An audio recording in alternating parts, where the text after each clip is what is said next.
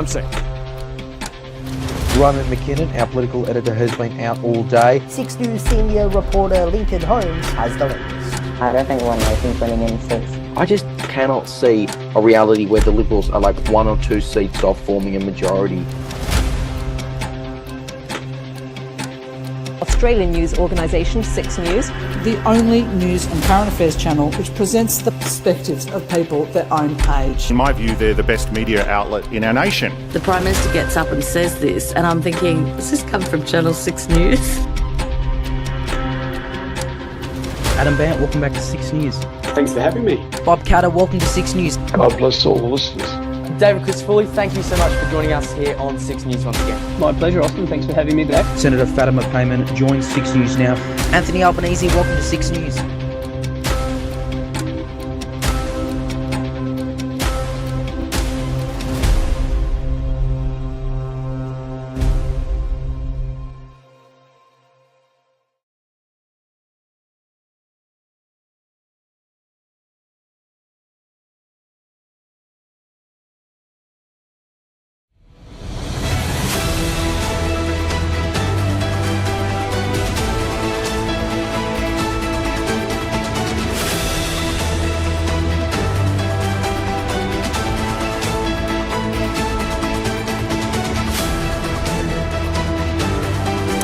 Good evening and welcome. We're live from the Albany Creek Tavern inside Queensland's most marginal seat of Dickson.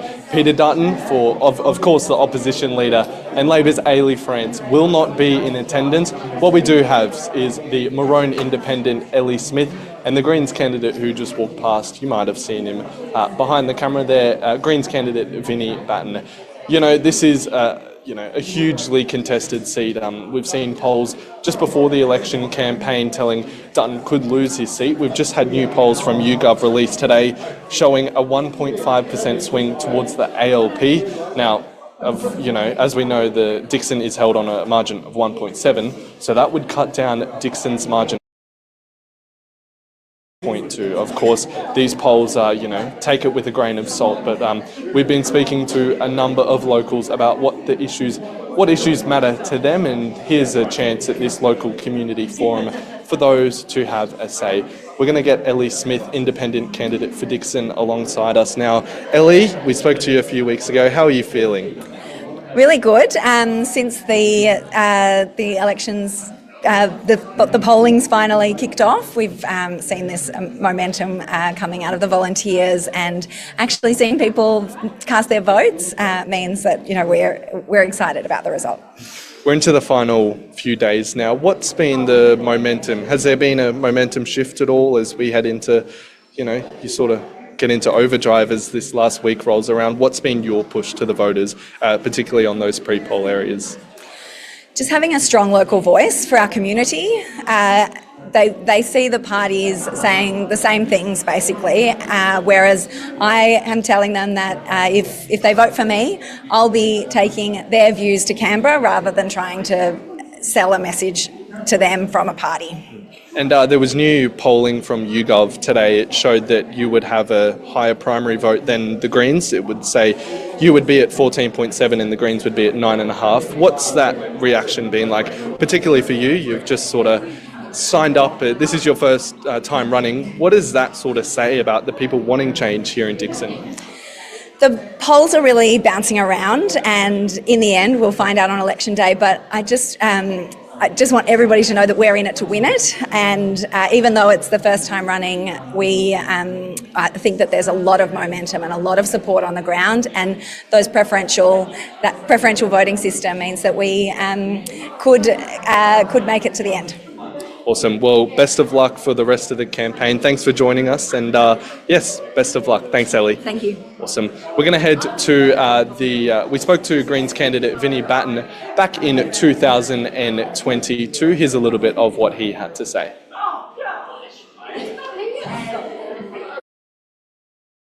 For me, I'm an environmental scientist. I graduated uni a few years ago. And, one thing that became abundantly clear is that we have so many of the solutions to act on climate change and give ourselves a healthy world and healthy environment. But at the moment, it's government that's getting in the way of that.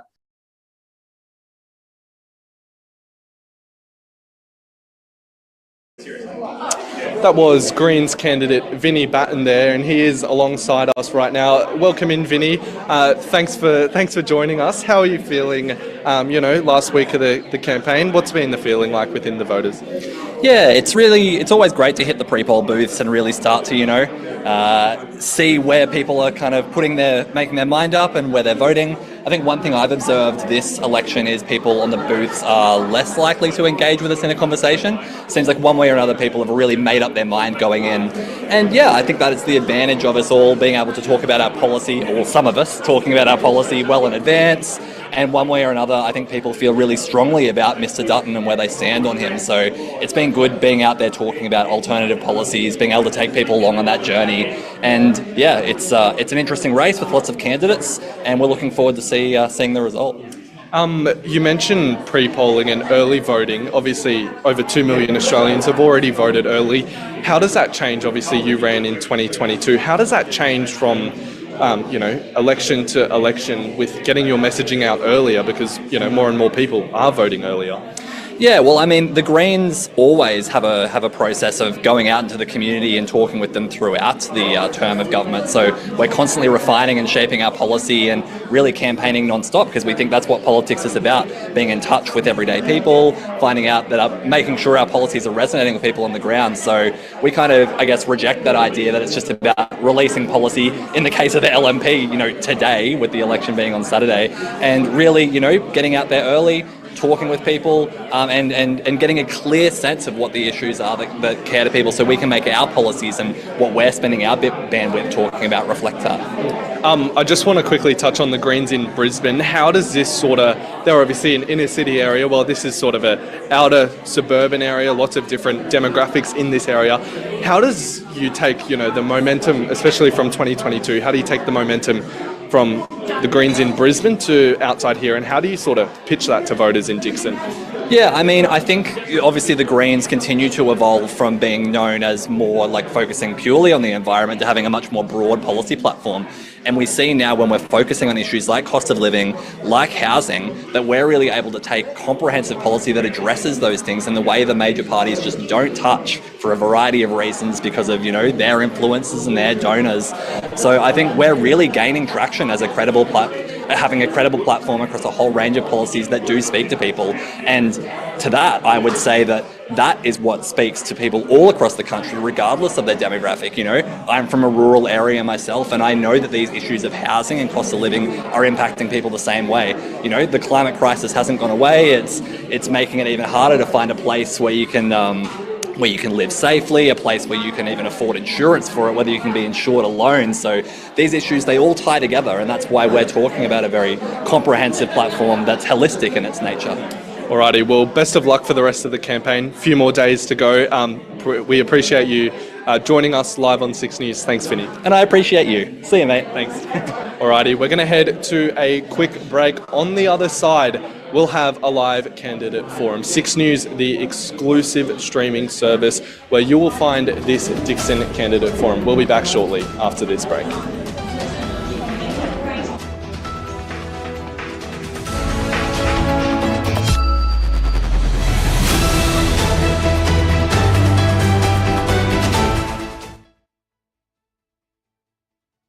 People trusting us to deliver them the news of every hour of every day is something that none of us take lightly. I've been at 6 News since 2022, and so much has changed both here and in the news cycle. And that's the thing, news is constantly changing.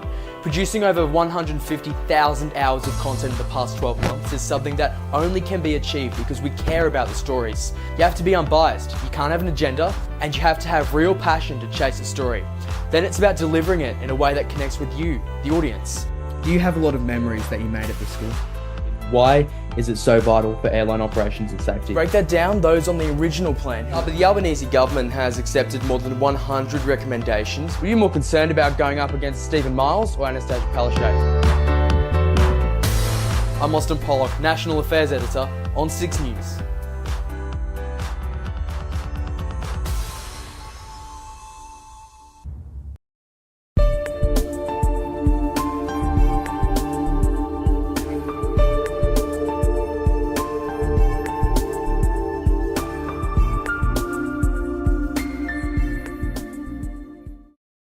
I'm Austin Pollock and this is 6 News.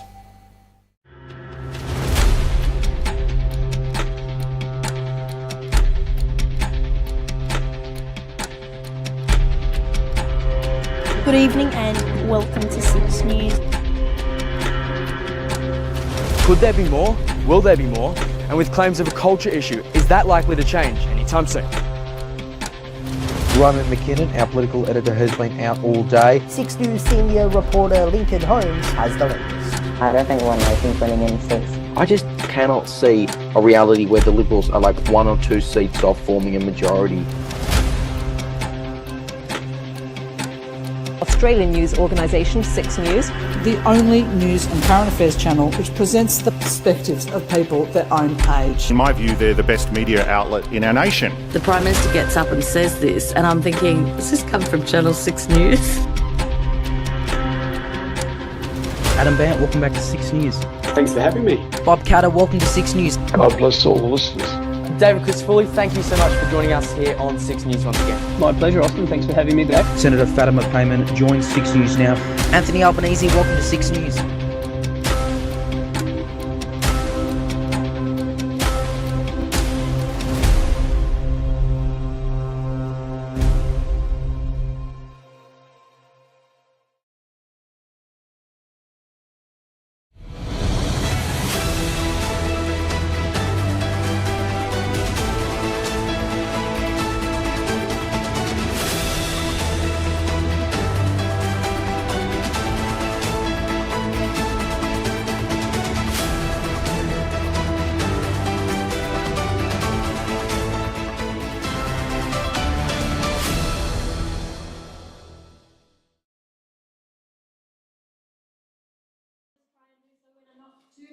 Way, but we want to keep this very kind of casual. It's politics in the pub. Of course, drink responsibly. Please be respectful throughout the evening. There most certainly might be people here who hold views that don't align with your own. But we ask that you keep questions and conversations civil tonight.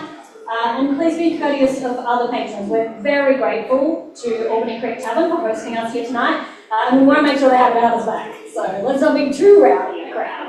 Just the right amount of rowdiness. Without further ado, I'm going to hand over to our moderator for this evening, Luke Ballard. I didn't clear this little bio with him first, so let's hope he agrees to it. He's a former journalist who has travelled around the world, covering such things as the MLS, they continue to call me this year. The Obama inauguration? Second inauguration. Or the second inauguration? Not the good one. Luke is now a small business owner running a popular travel agency based out of the Hills. He's also a moderator on the Hills Richie Didge Facebook group and a respected community leader who's known for his humorous lockdown and more recently cyclone journals and generally keeping a good level head in moderating sensitive topics. So we thought he would be perfect for an event like tonight. So please give a warm welcome to Luke Ballard.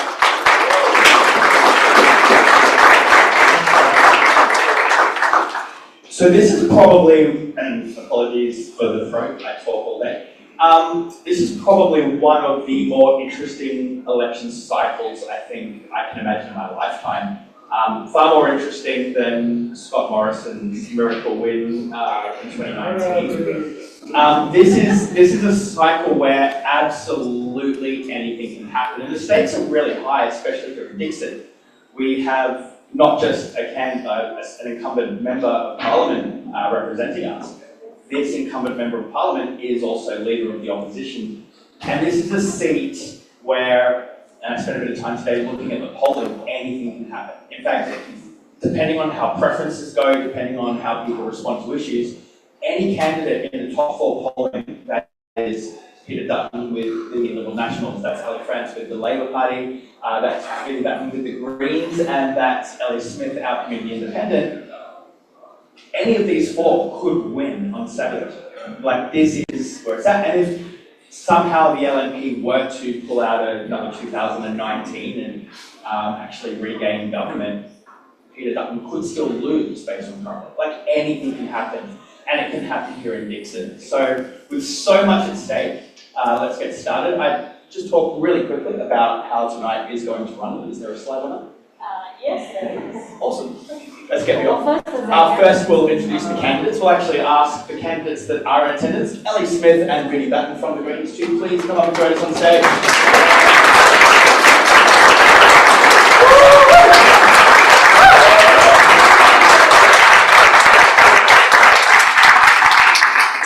Ellie France and Peter Dutton were, of course, both invited. Ellie France has sent her apologies along with some responses to some of the questions that we have provided. Peter Dutton's office were also invited to send either a representative or responses to the questions, but I believe at this stage we do not have any responses. What we've decided we'll do, because it is only fair that let's have a bit of decorum.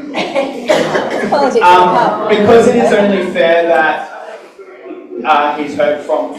We are fortunate with Mr. Dutton in that his voting record can speak for him as well. So I have spent a bit of time over the last couple of days lining up how he's voted on certain on different bills with the questions we're asking. And so without a response from Peter tonight, I'll be using his voting record to respond for.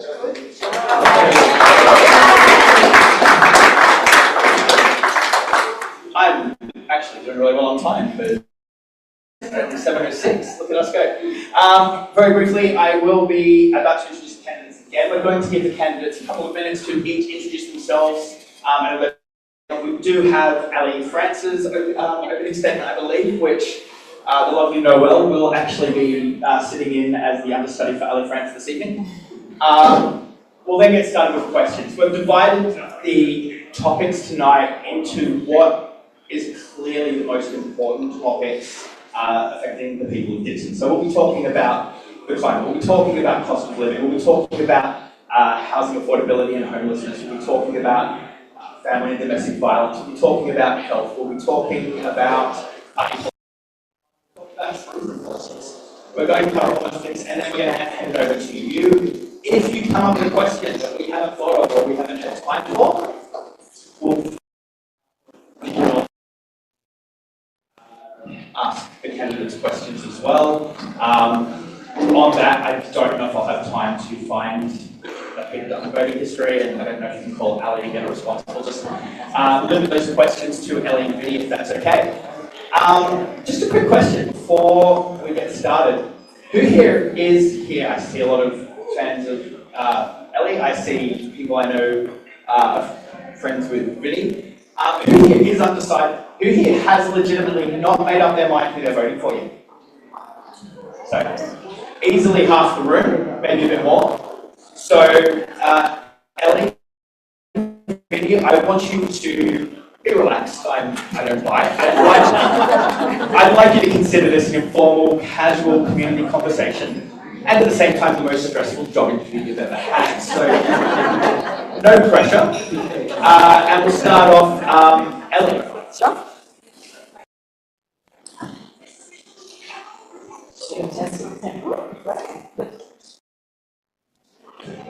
Hi everyone, and Luke. It's good to know trying to convince tonight the ones that aren't tomorrow. I'm Ellie Smith. I have lived in Dickson for almost a decade now with my family. We moved to Dickson because we love the area. We love the creeks and the bushland, close enough to Brisbane without being in Brisbane, and we fell in love with the community when we moved here. So I love this place, but I wasn't feeling very well represented by our local member. So about a year ago, I got together with a number of people who were in the room. There was just a few of us, maybe 5, who met together and decided that we wanted to build something that was better than a party, that was but could take it up to the parties, and that we could change democracy in Dickson. It quickly grew to about 25 people around a table, and then to 200 people. And we knew that this idea of having a community-backed independent had legs here in Dickson, despite what people had advised, that we couldn't, the demographic of Dickson wasn't right for a community independent. And so we went out to look for a candidate. We said, we built the movement, and we'll look for a candidate.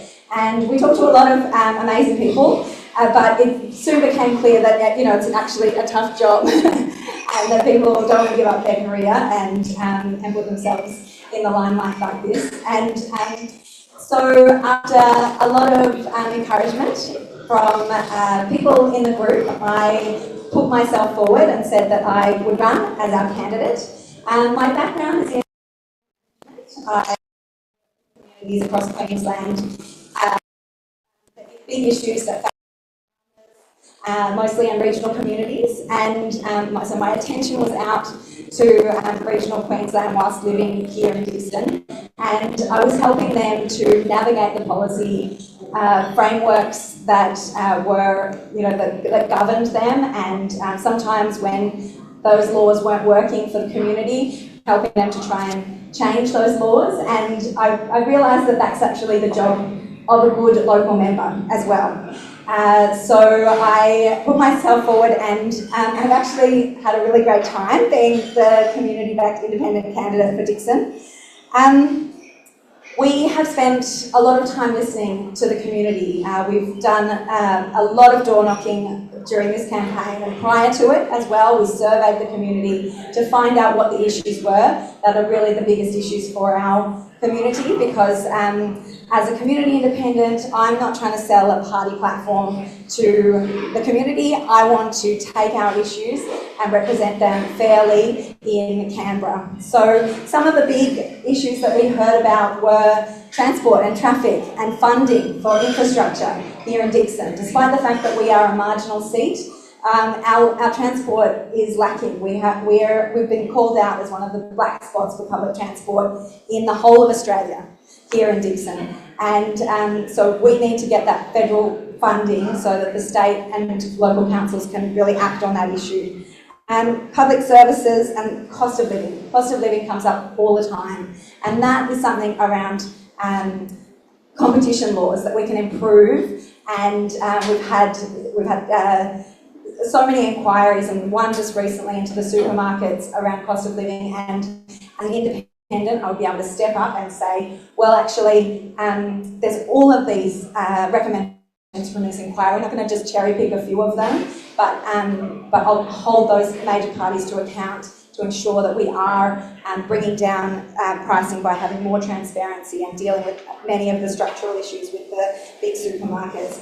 And small business is a big issue. And I see Joe is here from the Chamber of Commerce. We are a big small business electorate. We're out of suburban. People work from home in their micro businesses as well as transport, as well as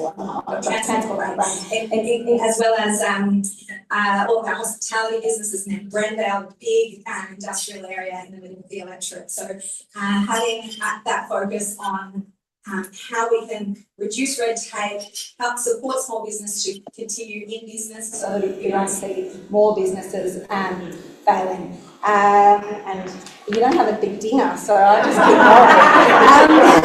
going. My campaign is powered by hundreds of volunteers.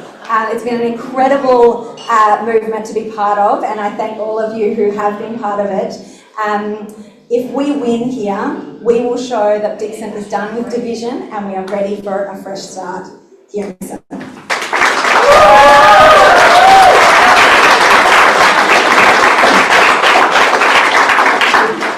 G'day everyone, my name's Vinny. I too would like to acknowledge the traditional owners and acknowledge that we're meeting on stolen land here today.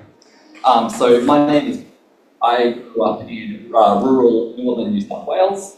And I grew up with, I was born with a shorter left leg and a malformed foot, which meant that a lot of my time as a child was in hospital, receiving the benefits of our public health care, lengthening my leg, kind of giving me a chance. And when I was very young, my parents told me that, you know, if we were living somewhere like the US, that this would mean to get the care that I would need, we'd need to sell the house, go into debt to be able to even give me a chance. So straight away from a young age, my lived experience showed me that things like public services and public health are things that not only do we need to protect from the malicious forces that be, but further strengthen to be able to ensure that people get what they need and that everyone gets a fair shot at life.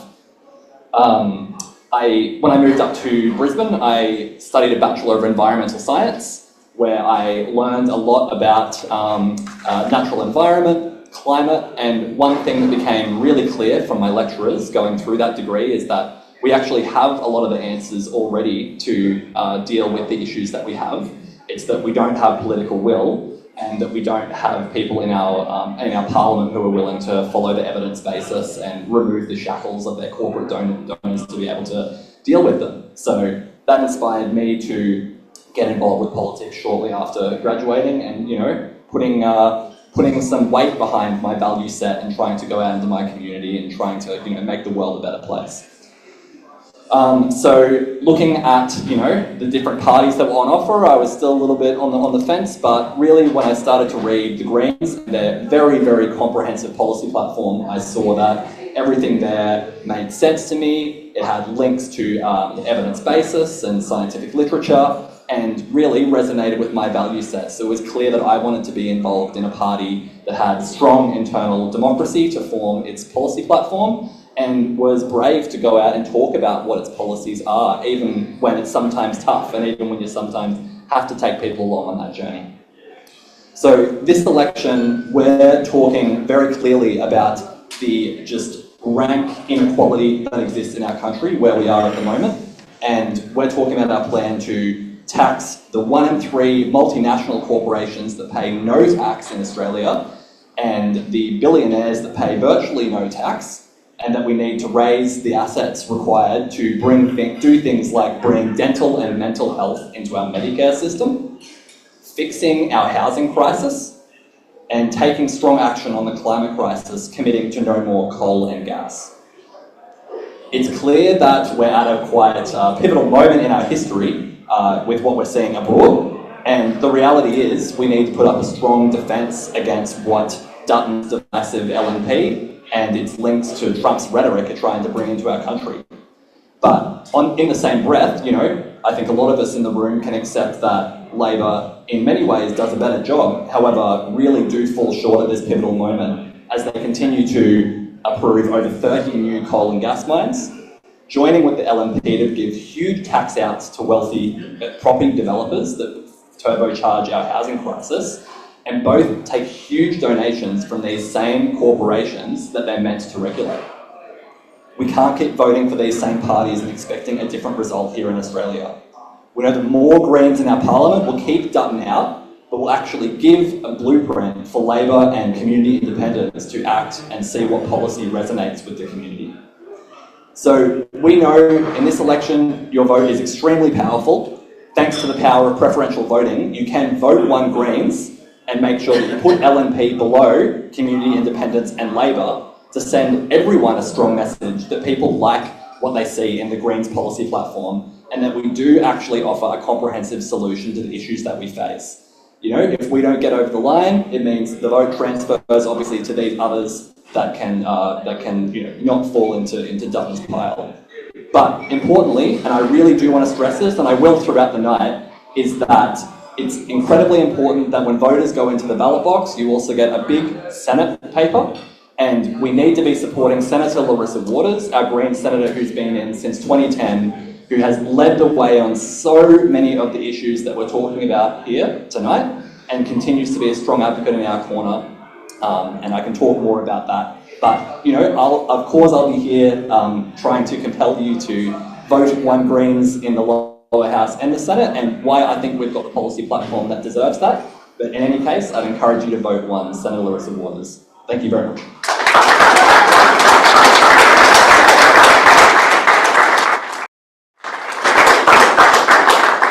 Thanks, Lgealise. And I shaped now to become Ali France. So this is her opening statement. Thank you for the opportunity to have this statement and answers presented tonight. I'm sorry I was unable to attend. Thank you to the organisers and those in attendance for showing an interest in the future of our community. For the last 7 years, I have now been working for better roads, community spaces, health services, and much more here at Dickson. And we all have been through quite a lot in that time. I've knocked on many thousands of doors and attended so many community events and meetings over the years, and overwhelmingly, people in this electorate are kind, welcoming, and have a strong sense of community no matter how they vote. As a single mum, I know the challenges people face, whether it's looking for work, paying bills, or finding somewhere to live. I know individuals and families are doing it tough, and that's why I put my hand up again. This election, your choice matters. Together, in just 3 years, we've reduced inflation, lifted wages, and delivered tax cuts. Interest rates are falling and more energy relief is coming. There's more to do. Labor will strengthen Medicare, making it free to see the GP, cap PBS medications at $25, take $150 off your next power bill, deliver more tax cuts, make free TAFE permanent, reduce HEX debts by 20%, free mental health care, cheaper batteries for homes, more renewables, and our women's health package. Peter Dutton will cut things you need, like cost of living relief and Medicare, while increasing taxes to pay for his $600 billion nuclear plan. If I am privileged enough to represent our community, I will always fight for you.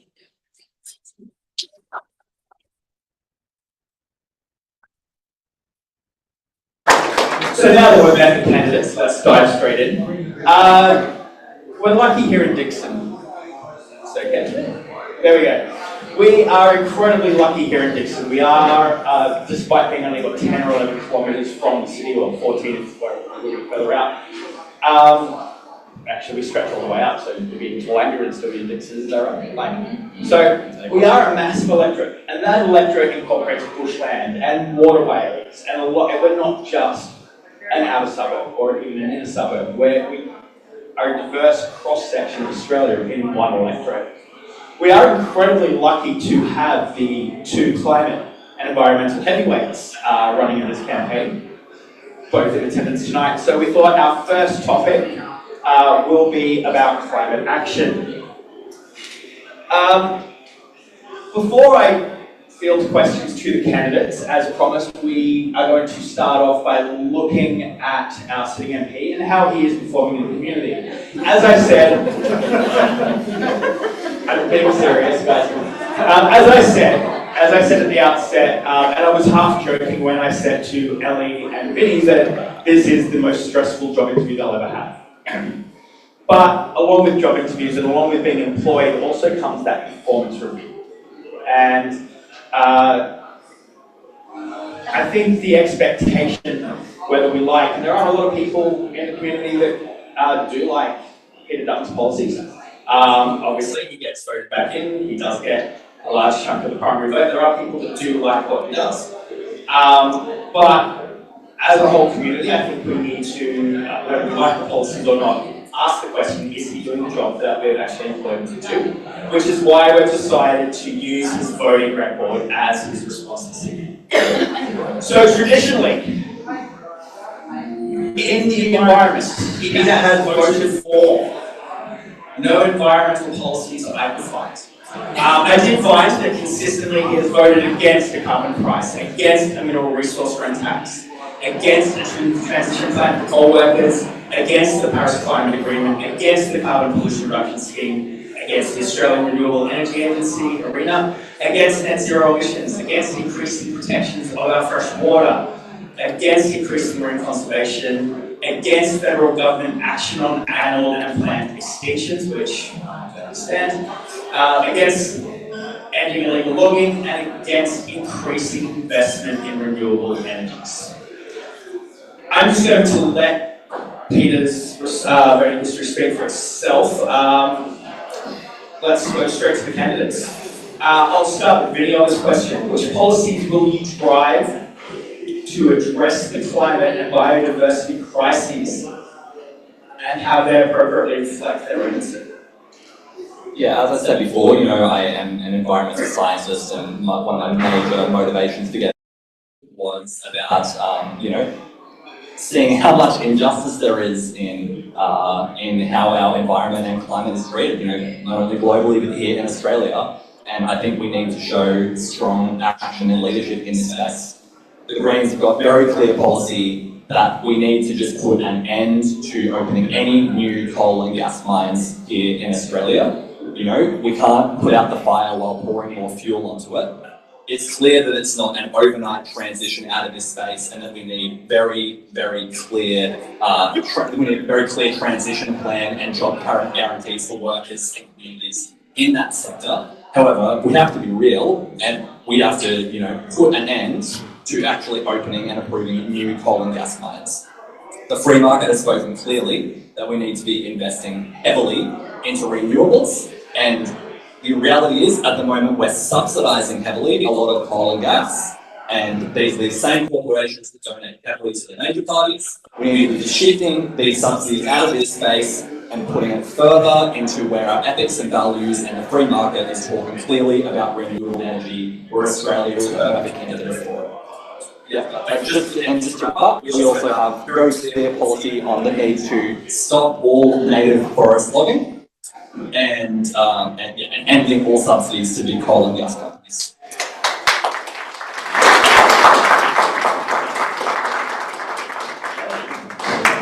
Same question. Here in Dickson, we have voted with our pockets around what is the cheapest, cleanest form of electricity, and over 64% of households have solar on our rooftops.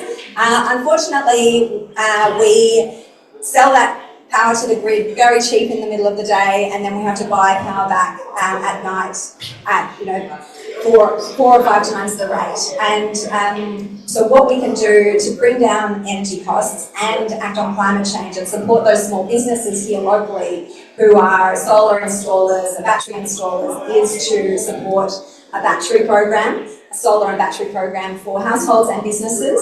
And so I would support and push for stronger programs on that. On more broadly on climate, you know, we are electorate. We all love the bush and the creeks, but those creeks also cause flooding, and some of the inappropriate housing development alongside more extreme weather events has meant that more people are flooding more often in Dickson. So we need to invest in resilience projects here locally and support the community organisations here that come to our aid in crises. The SES that we saw so amazingly coming out during Cyclone Alfred, and the Rural Fire Service, and others like our neighbourhood centres and St John's, who are doing check-ins with elderly people just before the cyclone.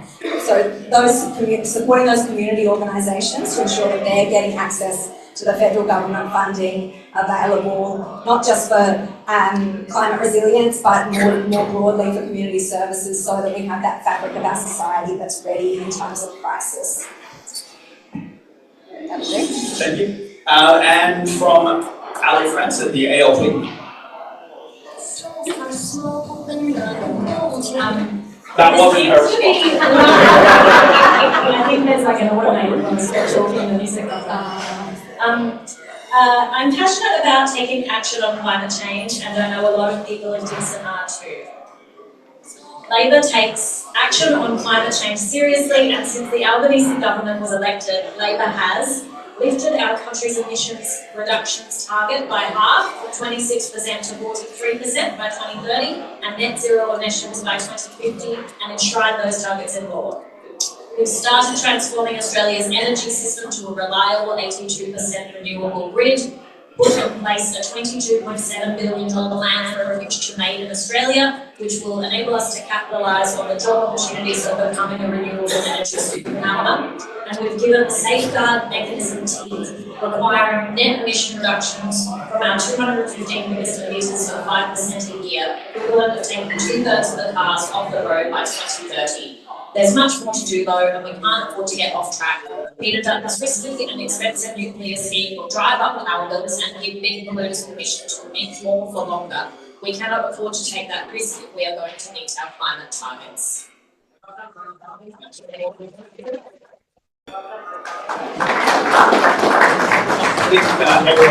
think everyone in the room knows that you are both pro. Both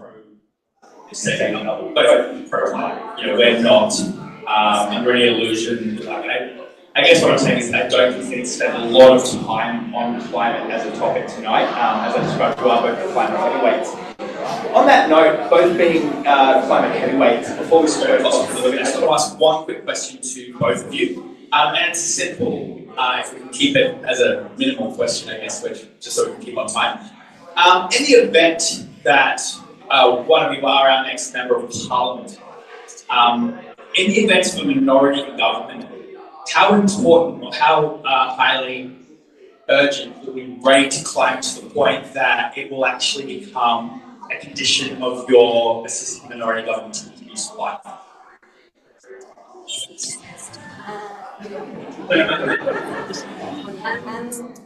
I've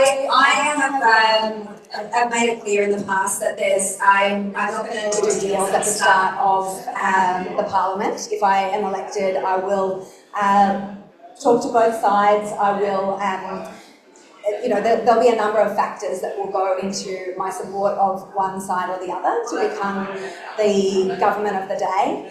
But really it's up to the parties to win as many seats as they can. And if they rely on the crossbench, then I will be a person who looks at every piece of legislation on its merits. I won't be the answer to the question is no, it's not something that I would be going in there and saying, unless you don't have action on this issue, then I won't support you. It's going to be an ongoing conversation. I'll go in and fight for our community every day, not just on the first day. And Vinny? Yes, so we've been very clear that we, in a minority government, we would rule out doing any sort of deal with the LNP. We think that their value sets are antithesis to real progress forward in this country. We believe that, working with the Labor Party in a minority government is the way forward, a mix of Greens and potentially independents in the Labor Party working in a minority government, being able to give the Labor Party, I would say, a bit of its conscience that its old school supporters miss. And the reality is, we've said very clearly that we're going to go to the bargaining table, and when we're going to work with them, the things we'll be asking for are to put an end to any new coal and gas, to bring dental health into our Medicare system, and to scrap the unfair negative gearing and capital gains tax for people who've got more than one investment property, which is currently turbocharging our housing prices for the benefit of property developers. Thank you. Okay, moving on to probably what seems to be the biggest issue Australia-wide, not just in Dickson this election cycle, is cost of living. Once again, in the absence of a response to the questions from the sitting member, Peter Dutton has consistently voted for getting rid of Sunday and public holiday penalty rates, decreasing the availability of welfare payments, increasing the Medicare levy to pay for the National Disability Insurance Scheme, NDIS, increasing the price of subsidised medicine, I will come back to that later in the evening, reducing the corporate tax rate. He has consistently voted against increasing the age pension and criminalising wage theft, reducing the tax bracket on the lowest income bracket, and making TAFE education and fee-free. Making TAFE education fee-free. So again, without a response, the voting history is, I guess, what we're going to go on as we go through the next questions to the candidates. My first question on the topic of cost of living. What practical measures would you like to see our next government initiating to create real and substantial policies and meaningful cost of living relief for everyday members of the community? And we'll start with Ellen. I think there are two big issues that are feeding into cost of living. The third one is, of course, interest rates, which Parliament can't do much about directly, but there are things that a Parliament can do to bring down cost of living and support communities. And one of them is housing, which we are seeing very clearly here in Dickson as an issue that is that's very front of mind for people as they see the criminalisation of homelessness as that real the tip of the iceberg in the community. And when I've been out door knocking, I've talked to many young people at the door, still living in their parents' home because they can't afford to rent, let alone to even think about buying a home. So we really need structural changes to ensure that housing is available and affordable for all people in the country. And part of that is around making it easier to have secondary dwellings. We've got a whole section of the community that is more rural residential, where secondary dwellings makes a lot of sense, and yet it's really difficult and expensive to get a permit and to build a secondary dwelling. And also where we have transport available around, the train line that goes through Dickson, building more housing and more high density around those transport hubs, so that people don't have to get into a car to get to work, and we can have more rentals and just more supply available for housing. And those are things that I, as an independent, there would be legislation, and I'll be pushing for legislation at the federal level. There's an inner housing affordability inquiry, lots of recommendations out of that that we can push for, but also, just as a good local member, working with local council and state government to ensure that there is housing, that crisis housing available for those who are in crisis situations, but also some of those planning laws that are really failing at the local and state levels.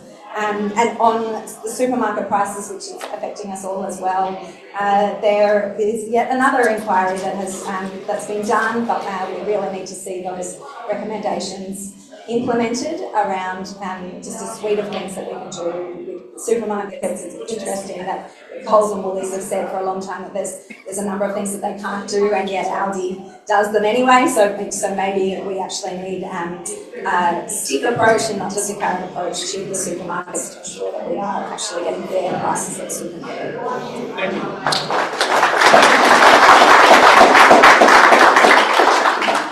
Look, the reality is, like, a big pillar of why cost of living is sweeping us so much is because the inequality in our economic system continues to grow wider and wider. Like, I'm turning 30 this year, and even in like the time that I've been cognizant of what's going on, the reality is we've got 150 billionaires, more than 150 billionaires in Australia now, a concept that wasn't even something we thought of 20 years ago.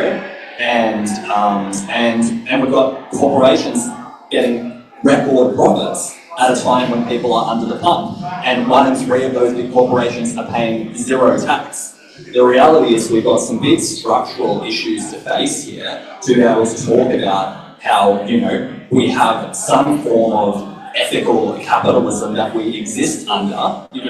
We've been under the pump, I think, of a version of neoliberalism that, that Labor governments and then John Howard really put it on supercharge to where we are now, where that gap has just grown wider and wider, and everyday people are just under the pump. And I think that when we're talking about being able to raise the money to invest in services that we need to make life easier for the everyday person, things like bringing dental and mental health into Medicare so people aren't having to choose between, going to the dentist or paying rent and maybe, having preventable health conditions down the road because of not being able to see the dentist.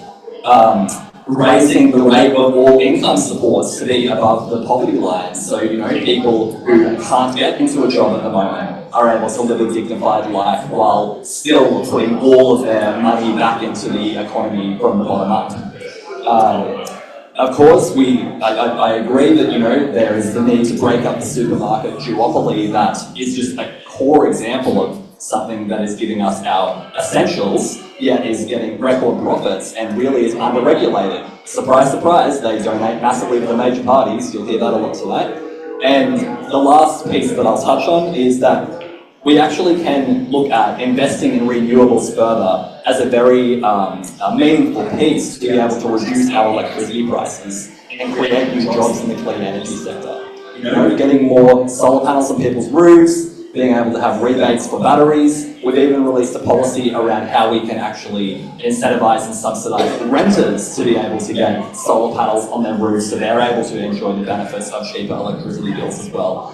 A lot of these things do tie hand in hand, and unfortunately a lot of it goes back to the root of the problem, that we have huge inequality and forces that be that do want this gap between the very rich and everyone else to continue to expand. And I think a lot of people are just not brave enough to talk about what the real levers we have available to pull to be able to give everyone a more dignified life.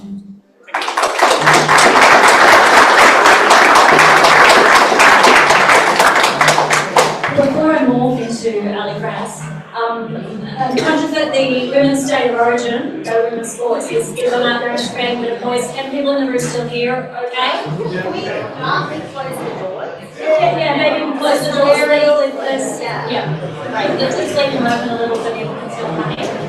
But that might help with the sound a little bit like that. If we close the doors, we can do some backroom deals. No! No backroom deals at the table. But I mean tonight. Not an hour or two. There's also 7 seats that I can see. Yeah, there's some So seats. people who want to move up towards the front, you have space. Okay, morphing into Ali France. Cost of living is the biggest issue impacting local families. That's why Labor has delivered tax cuts, energy bill relief, cheaper childcare, and cheaper medicines. If Labor is re-elected, we will do more, offering both more relief immediately and permanently. We will deliver another tax cut, extend to energy bill relief, invest in bulk billing to make it free to see the GP again, make medicines even cheaper, capping PBS medications at $25, make free take permanent, and reduce all pay steps by 20% and more. Peter Dutton and the LNP voted against all Labor's cost of living measures and are going to in the election coming, are committing to raise evidence prices. Sorry, I think I didn't quite read that the way the sentence intended to be read, but there we go.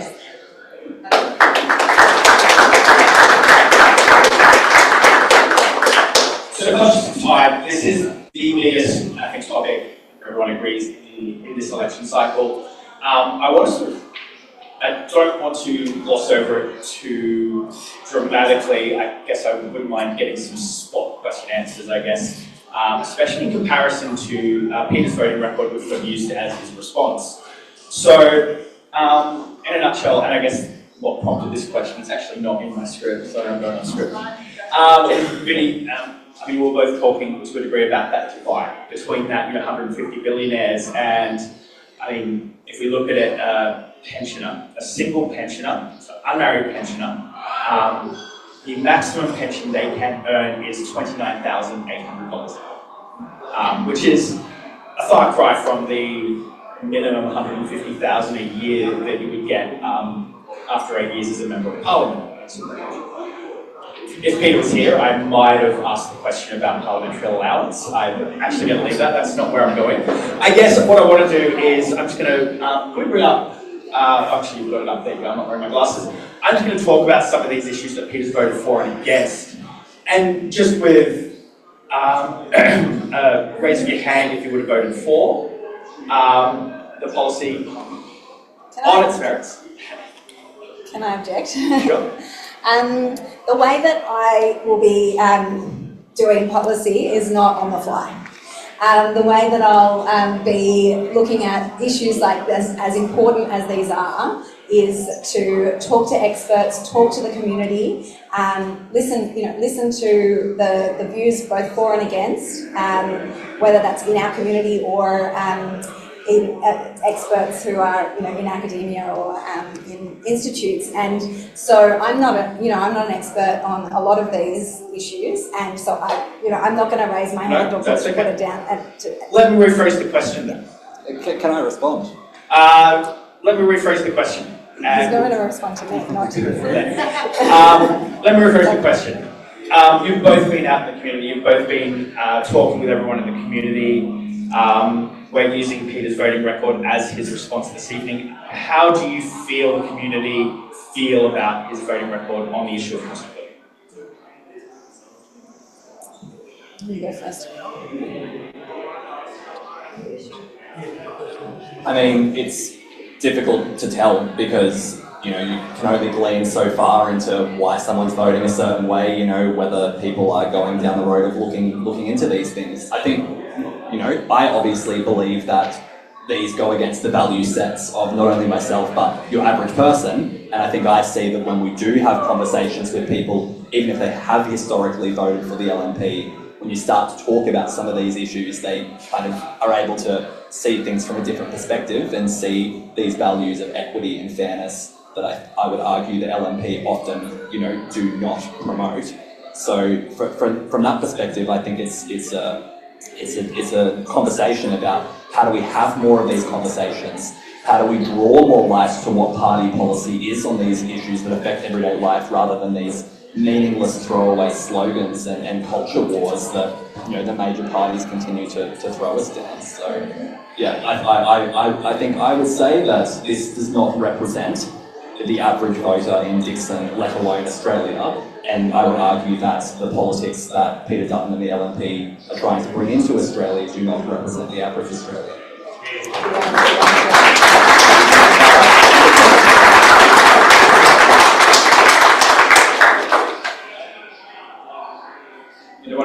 Awesome. Maybe I will. And just responding to the other point, you know, like I've done a little bit of work in a senator's office. Thankfully now I work in a table tennis club. I don't work in politics anymore.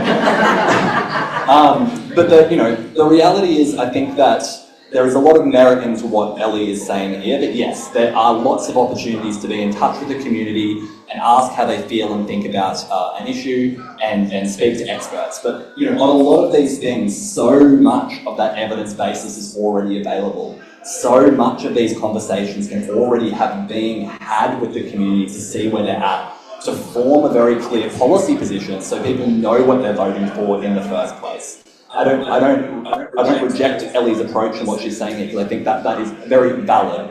But I do think that we do have to be bold and brave and talk about where we sit on policy. And the reality is, often in Parliament, you're being asked to assess an amendment or being asked to speak on a bit of policy with a very, very quick turnaround, where you don't get that opportunity to do the deep consultation that we should be expecting of our politicians. So I think we do need to expect that our politicians are clearer about their policy platform and value sets in advance, and not just always kick the can down the road and talk about consultation as the answer.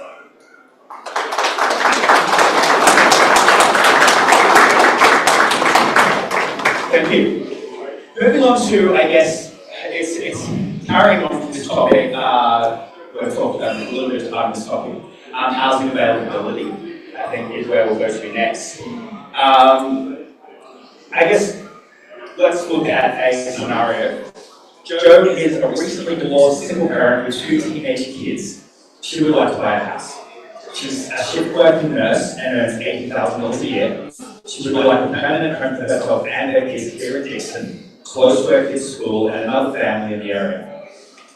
Renting a home in the area is expensive. Rents have gone up. Rent has steadily been increasing at about 8% each year. At this point, the idea of owning a home for Jo seems out of reach. I guess question one, and the main question of housing affordability is, if elected, what would you like to be able to do? What would you like to be able to talk to a minority or majority government into doing to help people like Jo and so many like Jo in the community when it comes to the rental increases and being able to save to buy a home? Who's to go first? Is it my turn? Yeah. Sorry, I wasn't sure whose turn it was to go first. I think it's what we're seeing from both major parties is that they want Jo to feel like they're on her side as an individual and that they will subsidise her to be able to get into a home. And what we know from the experts is that we need to increase supply, and we've had this tsunami of a housing crisis coming at us for a long time, and it's hitting. You know, it's hit.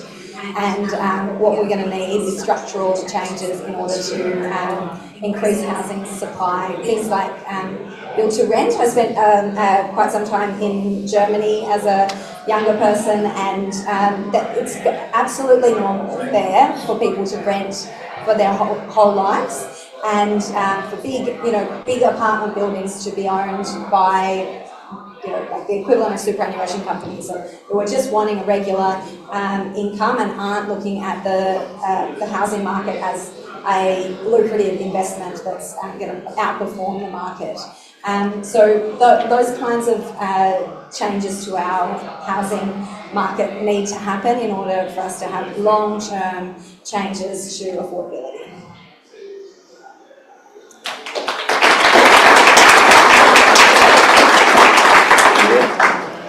Yes, so lots of themes that I touch on again here, but look, the reality is that housing in Australia has been treated as a commodity and an investment vehicle above a place for people to have a roof above their head.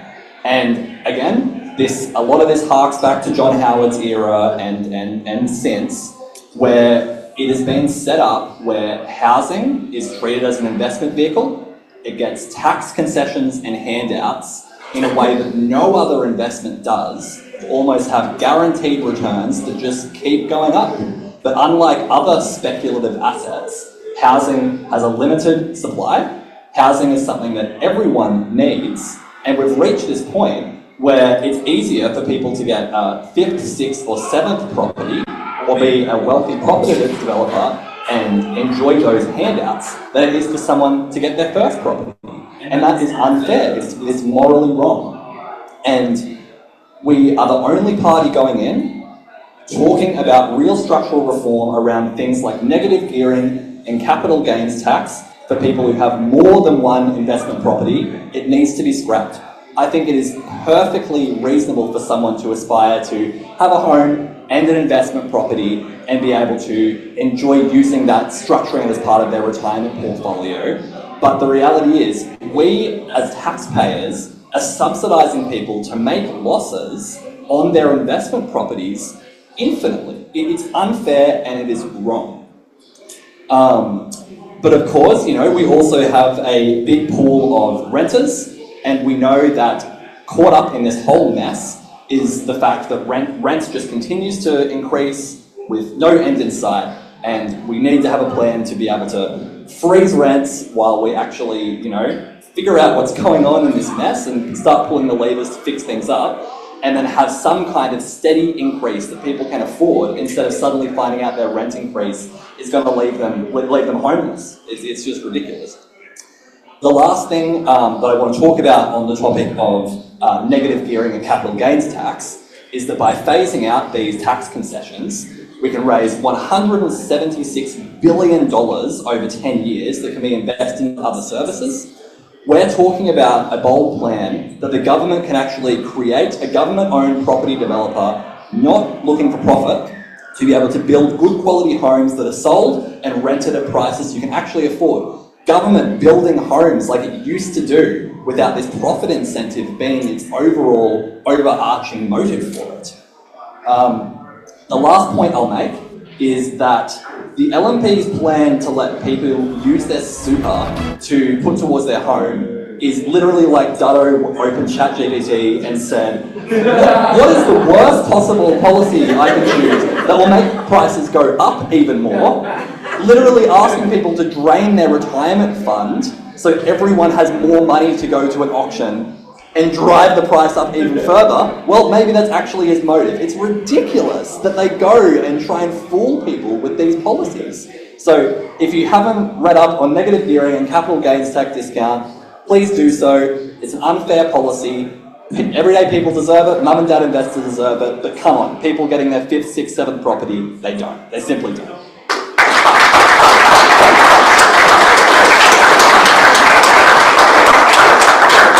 Just really quickly before we move on, Ellie, during a lot of what people said, I thought I caught a glance if you wanted to perhaps respond. Was there anything that you wanted to respond to Vicky on this topic? I need to work on my poker face. No, I don't have anything to say. This is Ali Francis.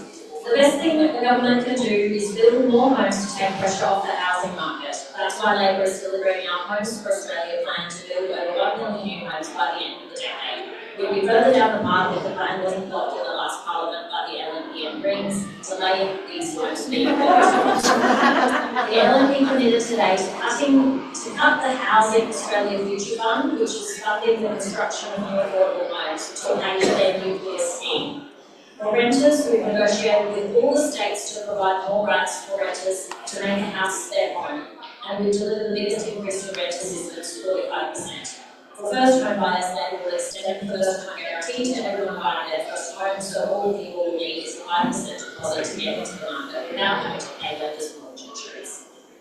Can I respond? 30 seconds. One thing I do just want to point out, just as I'm listening, and I went to have a read through Ali's response before the night, and I ended up deciding not to, and just wanting to approach it fresh like everyone else. So I'm hearing it for the first time as you are.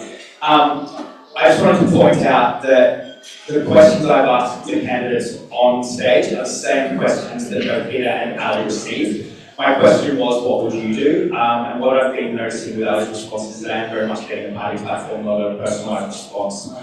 As a moderator, I just want to bring that to everyone's attention as well before we proceed. If I give you 30 seconds, would you do it in 30 seconds? Yeah. The Labor Party will tell everyone who will listen that the Greens obstruct their policy, and of course they're incentivised to do so, but the Greens have passed every one of Labor's housing bills. You know, in any form of power that we have at the table, we're there to try and make amendments and advocate for better outcomes. Their housing policy, we secured an extra $3.5 billion for public and community housing, 6 times more than what Labor originally put up. So they've got everything that they put forward, plus more because of the Greens. Yes, maybe there was a slight delay, but they will spend so much time and money trying to delegitimise the Greens as blockers. It's our role to try and strengthen their policy for better outcomes. They can't have it both ways.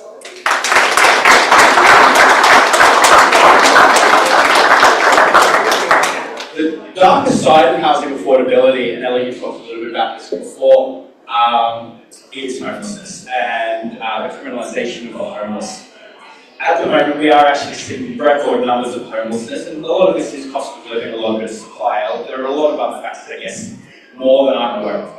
I'm not, by any stretch of the imagination, a scholar or academic on the subject of homelessness. But having said that, I do have to ask questions, and the question I want to ask first, actually, before we do this, Peter's voted history on homelessness and housing affordability. So Peter has voted against public housing and 5 out of the 6 bills to increase housing affordability between 2019 and 2024, and was absent on that 6th vote. So moving on to that homelessness question. If elected as our representative, how will you advocate and support those most vulnerable in the community, those homeless? How would you use your office to further that? And can we start with Ellie, please? Start with Vinny. It's Vinny's turn. Okay. Well, firstly we have to acknowledge the fact that a big part of the Dickson electorate falls within the Moreton Bay Regional Council, who have seemingly taken a crusade against people who are homeless in our community.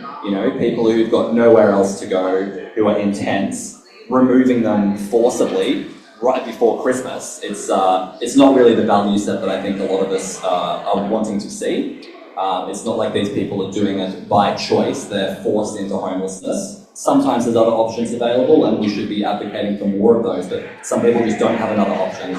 The same way that we need to be pushing against the forced evictions of people when they're unable to afford the rent and they've got nowhere else to go. We can't, during a housing crisis, we've got to stand up and protect people that are going to be pushed into homelessness. And sometimes I think that's a little bit more important than the outcomes of the investor and then the role of the police and the government to protect their rights more than the rights of someone on the brink of homelessness. So many of the things I said about housing go towards this overall issue, of course. We need more supply, we need more public housing. The waiting list in Queensland is very, very large, but these things are going to take time because of issues that have not been taken seriously beforehand. But in the meantime, we need to have compassion and we need to put forward a plan. Other things that we've been talking about are offering a permanent home and wraparound support services to those who are experiencing chronic homelessness. Across the country, we have a plan to fund 40 new purpose-built supportive accommodation projects that would support people in this situation. And we need to double our homelessness and public housing funding, and as I said before, build 610,000 affordable homes over the coming decade through a public developer, some of those reserved for social housing and for people who are facing these crises. But look, the reality is we live in a wealthy country. The fact that we're even, driving down the street and seeing people in tents in a city in Australia is just ridiculous. But it is consecutive decades of policy and people in tents, of policy making that gets us here. They made these decisions, they're gone, you can't blame them anymore. But the echoes of their party platforms reign on. They say they want to deal with it today, but they're still caught up in the conflict of interests and donations that mean they can't appropriately. So we need to be looking for real evidence-based policy to deal with these problems.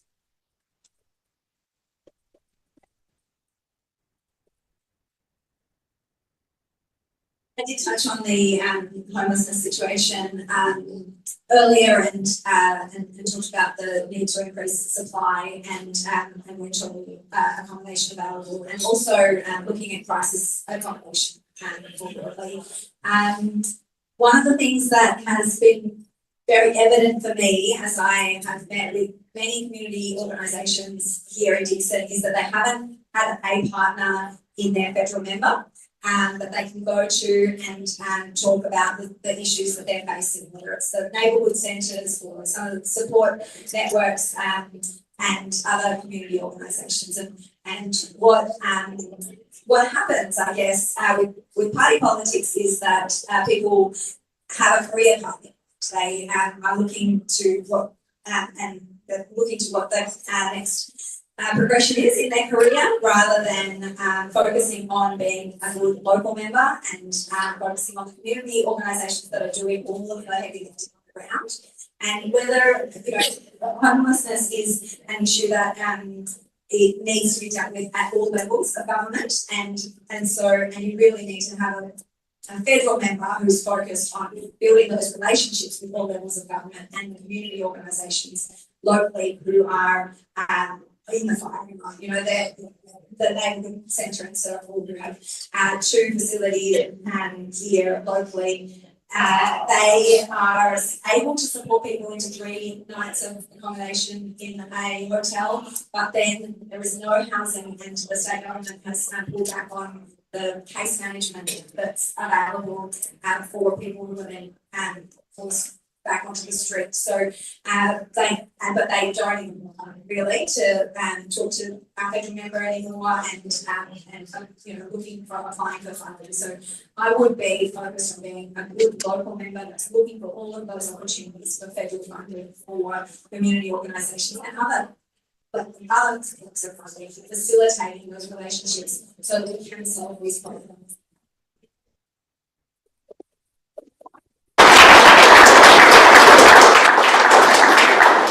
So Ali's response, in a country like Australia, everyone should have the dignity of a safe place to call home. There isn't enough safe and secure housing for Australians, especially young people. All levels of government need to do more. Labor is delivering 55,000 social and affordable rentals this month, and a new $1 million Labor is delivering secure crisis accommodation for young people and women, and children escaping domestic violence. If the LNP and Greens have blocked the Housing Australia Future Fund in Parliament, we have more than 55,000 homes built by now. And if Peter Dutton and the LNP form government, they have committed to cut the fund that is building these homes right now. The cost of further delay is something we can't risk in this election. We know there is more work to do to fix the long-running issues in housing and make sure everyone has the safe roof over their head.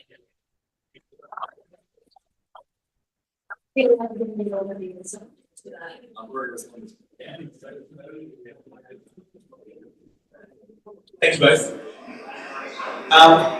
Let's talk about access to affordable medical care. This is becoming a big one. Over the past few decades, Medicare indexation has significantly lagged behind inflation, and wage growth and increases in average weekly earnings. This has led to a situation where the rebates provided by Medicare no longer adequately cover the expenses of providing healthcare services. There are only a handful of GP clinics across Dickson that offer bulk billing services, and often and mostly these are only for children under 5. Constituents have told stories of not going to doctor for genetic issues because they can't afford the out-of-pocket expenses, and I should point out quite often that bulk billing, when I say for children, we're talking pensioners and healthcare bars, disability pensioners aren't taking that either. Looking at sitting there, record on the subject. Dutton has voted for increasing subsidised medicine, the Medicare to pay for the NDIS and making it harder to welfare or pension. Has voted against increasing the private health rebate, voted against reducing that tax low-income brackets, tax of living, and treating the vote against treating the COVID vaccine rollout as a matter of urgency. So I guess let's start with question 1. If elected, what is something that you feel you would do or, I guess, aim to do to address the cost of everyday healthcare?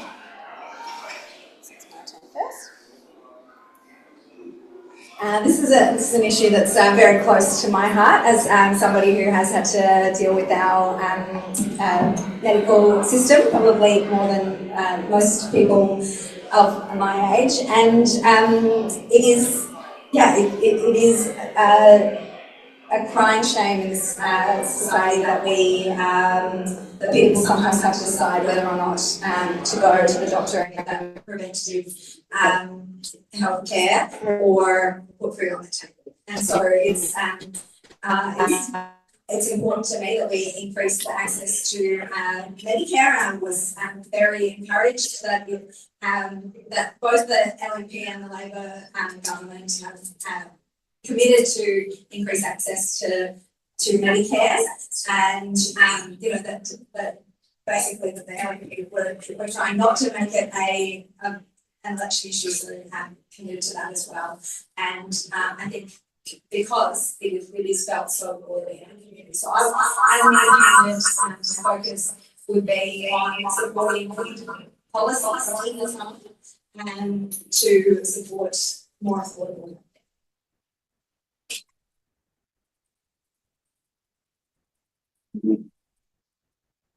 Touched on it a little bit in my introduction that, at the age of 6 and 7, that my life was shaped by access to universal healthcare. And a couple of years ago, I also had a bout with testicular cancer where I got diagnosed and was in surgery, 3 days later.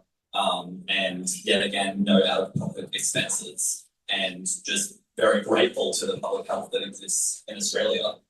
And it's a huge part of why I'm here fighting to protect and expand it. But, the reality is, I've said the reality is, the reality is that I think as a nation, we already agree on the concept of universal healthcare. We already supported it. Like, when you speak to anyone, they are on board with that concept. And I think that's something that makes Australia, and in many ways the end of the rest of the world. And it seems like this is just kind of slipped under our noses where, it's a few dollars here and there. You even go back to when Dutton was proposing the $7 GP levy, and 2013. Yeah, that's right. And it doesn't seem like a lot, but these things have crept more, and incentives for doctors to bulk bill have not kept up, and that is government not investing appropriately into essential services. And the point I made before, when we're having big corporations paying virtually no tax, 1 in 3 paying no tax, billionaires, extracting resources from our earth and paying virtually no tax for it, yet we're seeing our public services creeping backwards. It's not right. I'll hark back to the work that Senator Larissa Waters and others did in 2010 in minority government when Greens were working with the Lgealise government. where we actually managed to convince the Labor government to support bringing dental into Medicare for kids. So today, now when you bring up your child and they're able to get access to free dental, that is because of the work that the Greens did, bringing the Labor government in a better direction in a minority government. So that's why we're saying in this coming term, if we're a minority government Labor, we'll be bringing dental and mental health into Medicare for everyone. We'll ensure that there's no out-of-pocket costs for GP visits by increasing the bulk billing incentives and rebates.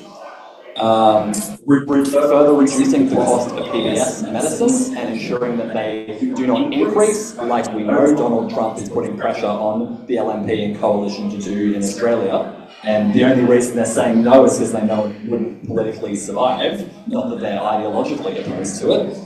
And overall just invest more into our public healthcare, because we know that when people are healthy, that they're able to pursue their passions, be more productive, live the life that they want to live, and we know that bringing everyone up makes a stronger society for all of us. So of course, when we have rank inequality in our society, we need to be talking, how do we reinvest appropriately back into public services? Healthcare is at the top of the list for me.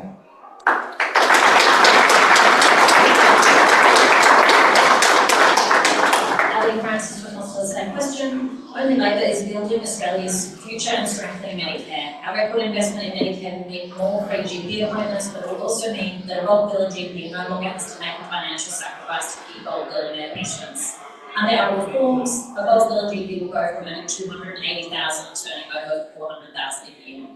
We know this investment will work because it has already worked for the patients. The incentive already applies to pensioners, concession card holders, and families. Labor will establish 100.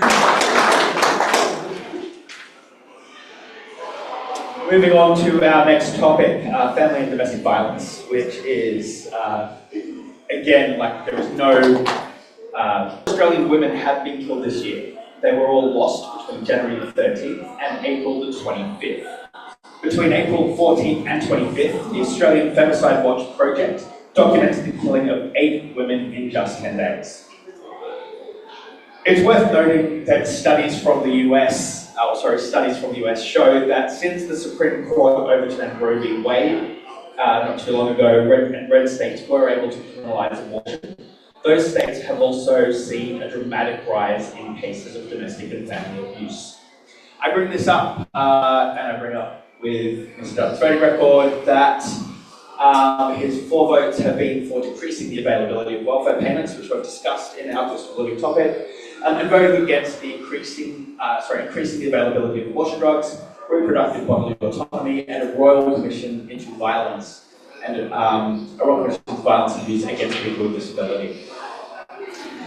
We did actually add, I will read the question that we didn't get a response from.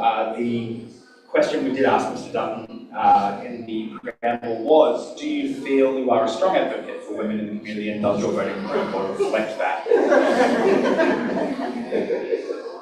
Moving on to the candidates who are here. If elected, what can and will you do to address the issue of family and domestic violence in our community and also across the country? Because it's not just a Dickson issue.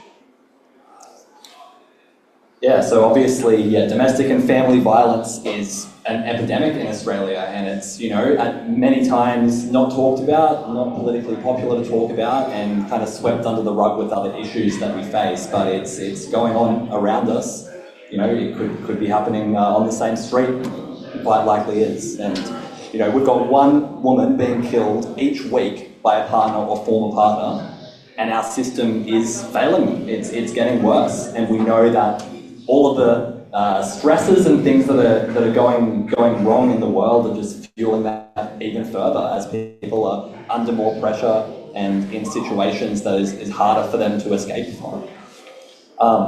I mentioned before that I did a little bit of work with Senator Larissa Waters, and she's our Greens spokesperson for women, and this is one of the areas that for the last 15 years she has been fighting so strongly and passionately for in Parliament, to be able to give a voice to community organisations that are on the coalface of this work, who are seeing the reality of what life is like for women suffering domestic violence in the country. And it's some pretty harrowing stuff.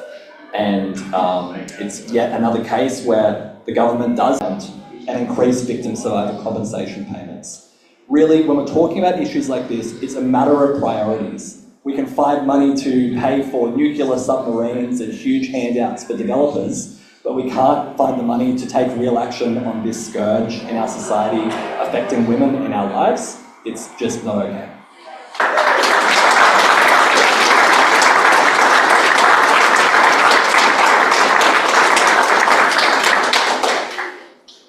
Very well said.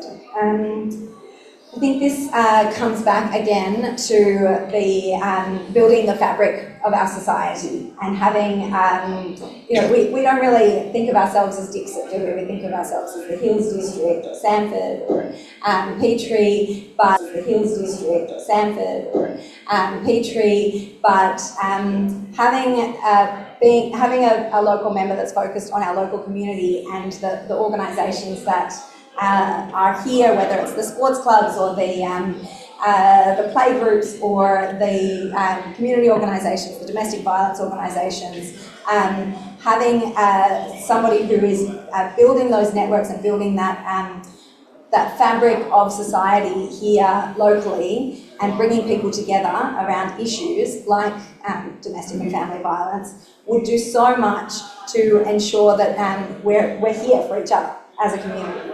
And yes, there are structural issues with the courts and funding for domestic violence services. But we also need to look at what we can do here locally to ensure that the organisations that are doing such amazing work here on the ground have a partner in Parliament to actually support them to do that work and to reach out and be brave and ambitious in the work that they do.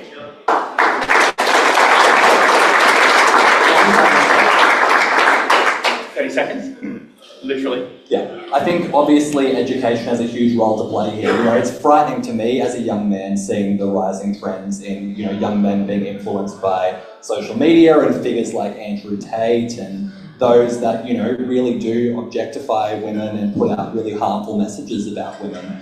And I think that we're all caught up in this social media hellscape that just shoves this echo chamber view down our throat. But we really do need to be having these hard conversations on the ground about these really sticky situations, and particularly for young men, showing them that healthy, fruitful, respectful relationships are key, and that everyone in life deserves that. And I just worry somewhat for younger men than myself that are getting caught in these ideas that we need to show them a better way. And that respect for women in our society is paramount.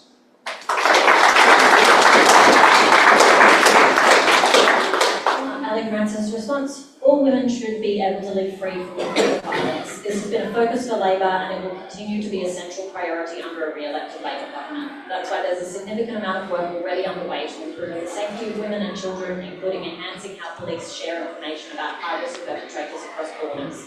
The Albanese Labor government has also provided a record $4 billion to initiatives to end violence against women, as well as billions more legal assistance funding, housing and financial support. We're also investing a record amount in legal assistance services, including for specialist family violence prevention and women's legal services. This term we passed a landmark legislation to criminalise doxing, which the LNP opposed, reformed the Family Law Act to make it safer and simpler, and made it a serious criminal offence to share digitally created sexually explicit material without consent. A re-elected Labor government will take practical steps such as stopping perpetrators from using the tax system to create debts as coercive control and hold them accountable if they do so. We will also invest $8.6 million in perpetrator responses, including ankle bracelets for high-risk offenders, behaviour change programs and early interventions for young people. Gender equality cannot be achieved without ending gender-based violence, and the Albanese government remains absolutely committed to this task. We've made significant progress in one term, but now is not the time to pull back or slow down.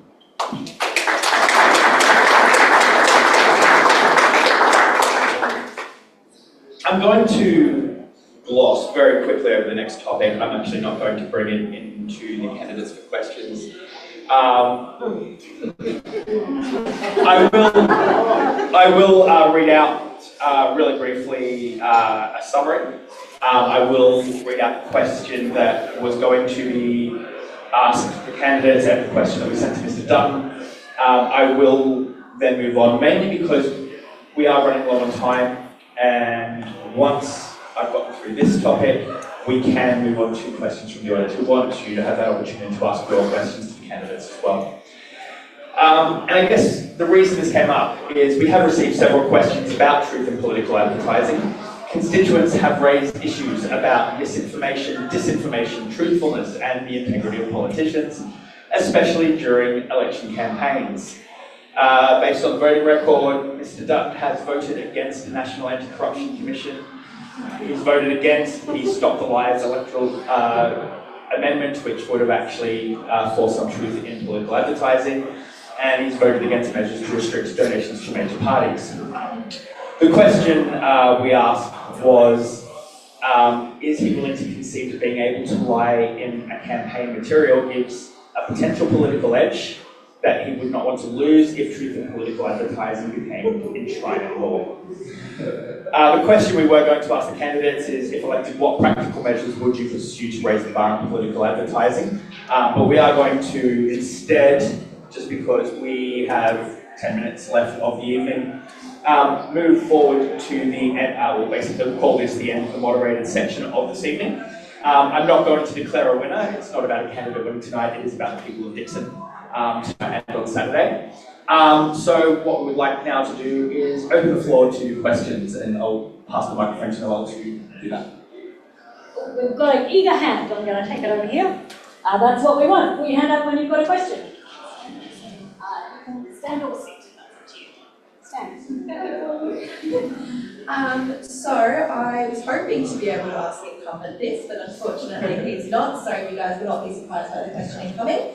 Since a racist, we'll call it an incident, on Anzac Day, comments have been made by the member for Dickson that welcome to country ceremonies are not required, and he will not align with views of displaying the Aboriginal flag alongside the Australian flag at events and monuments, and that white Australians don't need to be welcome to their own country. Now, as a proud Aboriginal woman originally from the Northern Territory, I was really hoping to get into looking in the eyes and answer this question. I'd be really interested about hearing from both you and Ellie and Vinny on your views and your party's views of this ceremony, how you believe respect should be paid to the traditional custodians of this land and country, and your views and policies on reconciliation as a whole.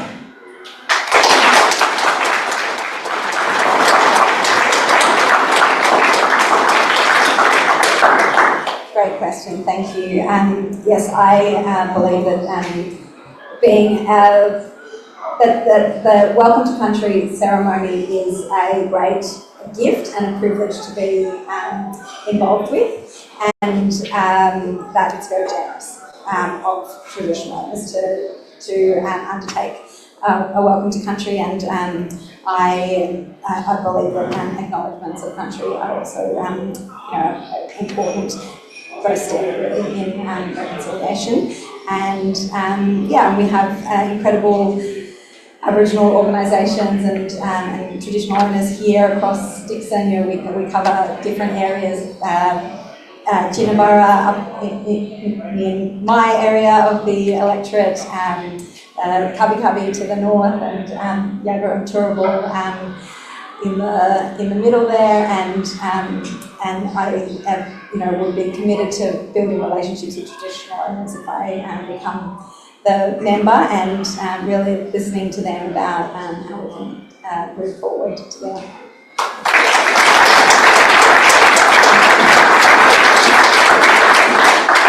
Yeah, obviously the incident you're talking about on Anzac Day was appalling, and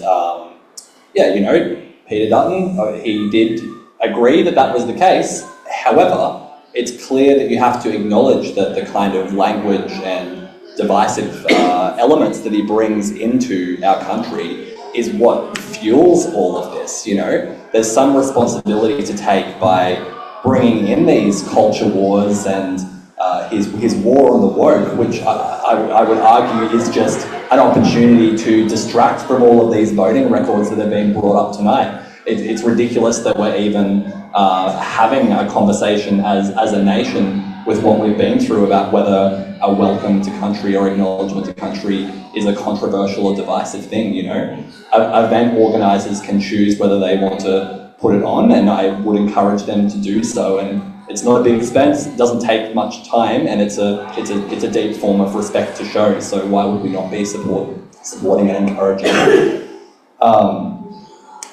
And I think, you know, obviously, like 2022, or 2023, you know, the result there kind of did put a pause on some of these conversations, but, you know, the gap continues to grow, and the issues of how First Nations peoples live their lives in Australia continues to become a massive issue. And the Greens have had a Truth and Justice Commission plan stalled in the Senate since last year, and with political will, we can hit go on that right now and be talking about how we get progress on truth, justice and treaty in this land. And I think we have to say that, you know, part of acknowledging the tough parts of our history is that we have an opportunity to come together and heal together, not just try and sweep it under the rug and pretend that things never happened. How can we grow together and heal together otherwise? So on top of this, the Greens have talked about the commitment to implement the United Nations Declaration of the Rights of Indigenous Peoples. And Australia endorsed this in 2009, but it remains unimplemented, and we know that there's work to be done on this. So this enshrines rights for Indigenous peoples such as self-determination, cultural revitalisation, protection against forced assimilation, and the right to free, prior and informed consent. So yeah, it's good and well for Peter Dutton to call out when it gets to the extreme ends, but I think he has to take a lot more responsibility for the rhetoric he's importing and flaming that drives these things to be happening anyway.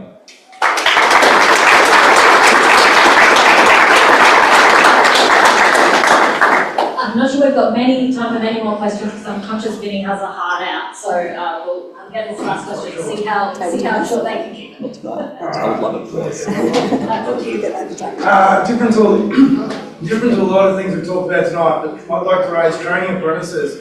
It's a cost borne by small business. Currently there's a 5% rebate on apprentice wages and a few $1,000s to the business owner. Training costs are in excess of $250,000 just in wages to a small business, which is how we train them.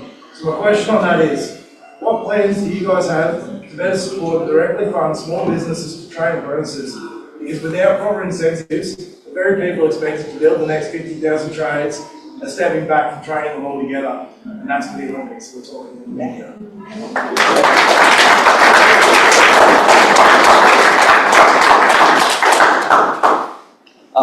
I'll do a non-politician answer and say I don't actually have a very good answer for that directly, sorry, but it does tie in very much to mine and the Greens' belief that education and training and getting people into the workforce in our trades is obviously, you know, something that we need to be investing heavily in. So I support everything you're saying. I think that it's something that we need to be looking at. You know, I think it ties in alongside our plans to be having education within university and TAFE to be free for all and to cancel student debt. But we also need to say that, you know, people wanting to get into a trade or an apprenticeship or pursue whatever their passion is, that needs to be a supported pathway as well. So I don't have a directly good answer for your question, sorry, but I support the merits of what you're saying very much so.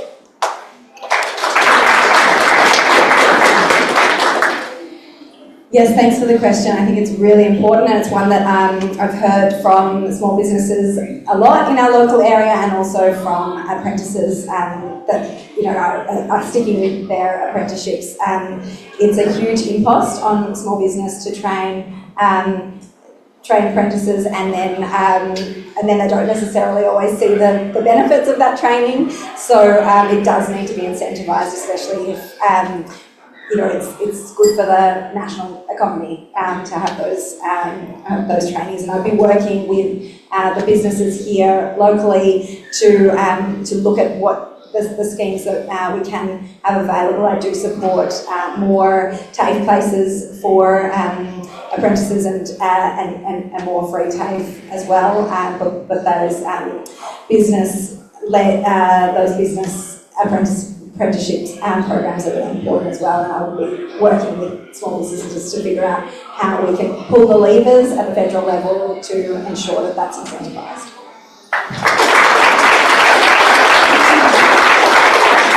Thank you both. Thank everyone for coming tonight. I'm going to stop the Q&A directly here. I know Vinny has to go. I know Ellie has a 6:15 a.m. live cross, which is going to be a lot of fun.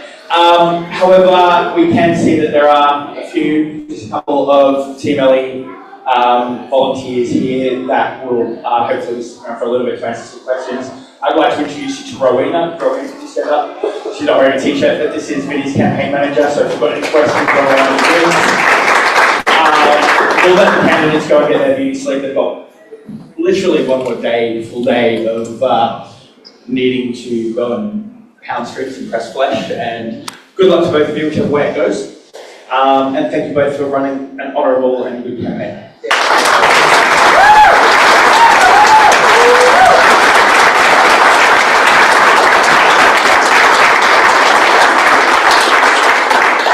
That brings us to the end of our evening. Thank you all so much for coming tonight. I wanted to say a huge thank you, as Luke just echoed those sentiments, to our candidates who've made the time to be here tonight to connect with the community and answer your questions. I'd particularly like to thank the kind folk here at Albany Creek Tavern for graciously opening their space to us tonight.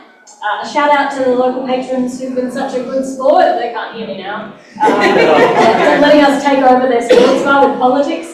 Thanks to the Hills Ridge Facebook group who graciously supported this idea of this forum and who sent us the wonderful Luke to moderate. Thanks to News 6 who've been covering this and streaming it live on YouTube tonight.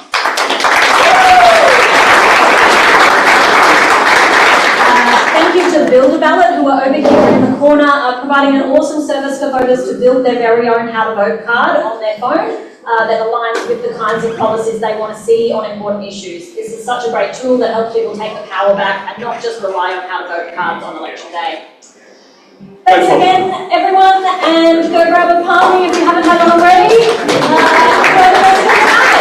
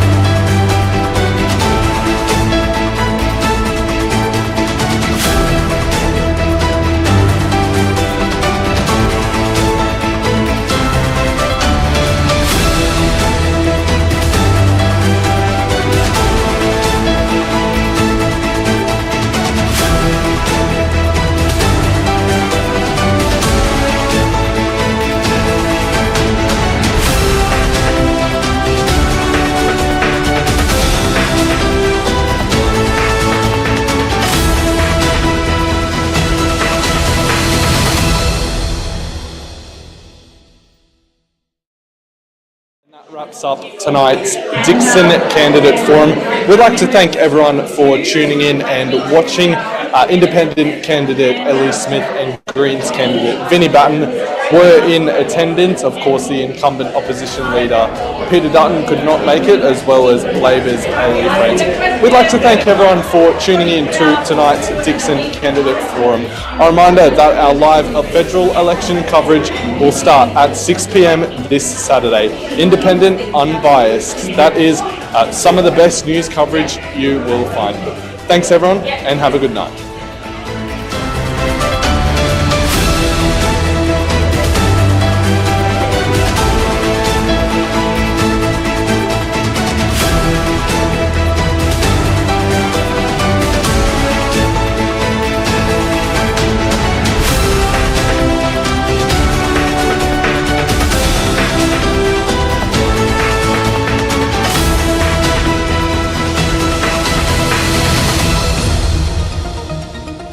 This has been a special presentation from 6 News Australia.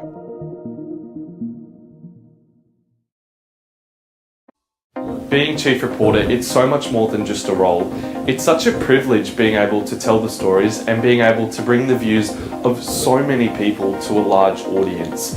I've been at 6 News since 2021 and so much has changed both here and in the news cycle, and that's the thing, news is constantly changing. We have to find ways to tell every side